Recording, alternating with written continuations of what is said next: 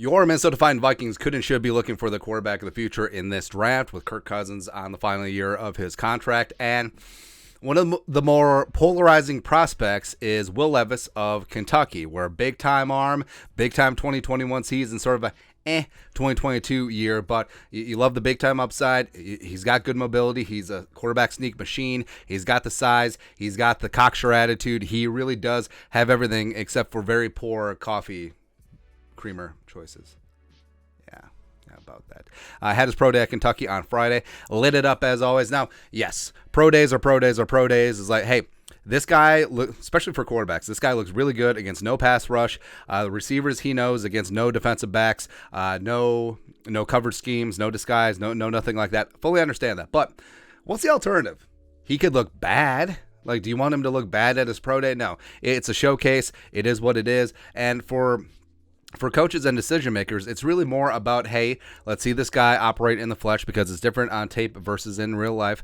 You see how he interacts with his teammates. You see how he interacts with his coaches. You see how he interacts with the NFL coaches who are helping run in the drills. You see how he interacts with staff, equipment people. Like, you learn a lot about a prospect just by seeing him in person. Like, if the guy is an absolute tool bag to some assistants or some low-level staffers, like that will leave an impression. Or if he's super cool and is super talented, that also leaves an impression. But Will Levis, I mean, people knew he had a big arm, but it's really impressive just seeing it too. Obviously from the game tape, as well as he threw at the combine, but some of the dimes that he dropped down the field, just really impressive, man. And also our guy Eli Corbett, shout out.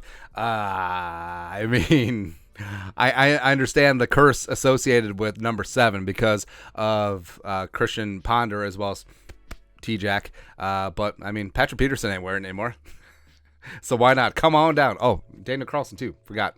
The only good number 7 was Fuad Reves. Ho, ho, ho. That's right. But Will Levis, big-time arm, big-time gamble, and like we said, his 2021 season was better than 2022, where even though he had a higher number of interceptions, he just had – it just seemed like he was more impressive on tape. 2022 was a little bit more scattered, but the thing about it is that – so with Levis – in 2021, his offensive coordinator and QB coach was Liam Cohen, who goes way back like chiropractic with the Rams with Kevin O'Connell. And then in 2022, Cohen left Kentucky to go to the Rams to take Kevin O'Connell's job as Sean McVay's OC. And so now Cohen and O'Connell, I'm sure, talk and text more than people know. So if the Vikings want the lowdown scoop on what makes Will Levis tick, who better than the offensive coordinator and QB coach when he had his best season in 2021? So that's an inside track for the Vikings to have some knowledge.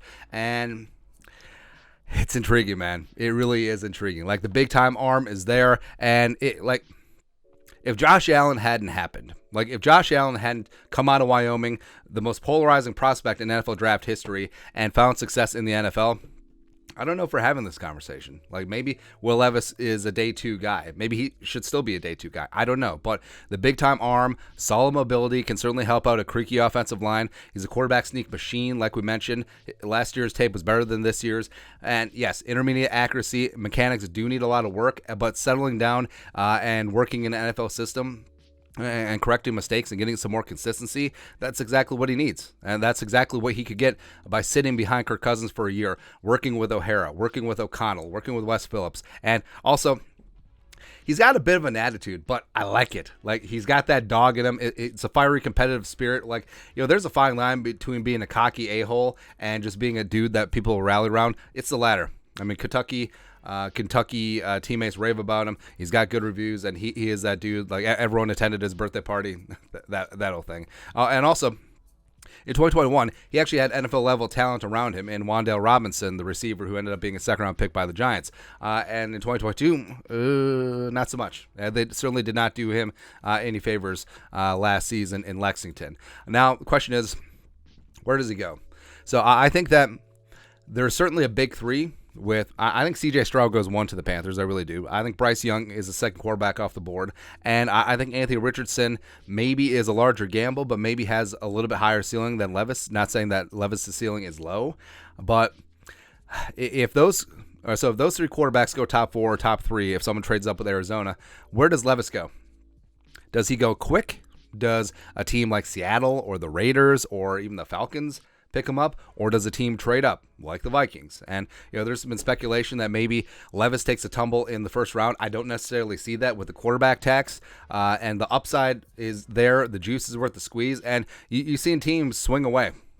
Like before, traditionally, like the 6th and 7th round is when you take gambles on guys, either with medical red flags or character red flags or just gambles in general. But you're seeing it in the first round too, because bet big, win big. Scared money don't make money, and no risk it, no biscuit. Let's roll them bones. That's exactly what the Vikings need to do. So I'm kind of in. I'm kind of in. It's like, hey, instead of just playing it safe, instead of taking Tanner McKee in the 3rd round, instead of doing this or that or the other thing, let's gamble. When's the last time the Vikings went all in on a quarterback? Don't say Christian Ponder because he was just there at 12. When's the last time? Let's do it. F it. Let's do it. F it. Let's do it. Let's do it, man. But your thoughts are thoughts. Will Levis lights up his pro day. And also he looks pretty damn good in purple. Let us know your thoughts and our thoughts in the comment section below. Subscribe for daily Vikings takes. Want to support the work? Put a little something in the Venmo. But till next time, Skol, production value.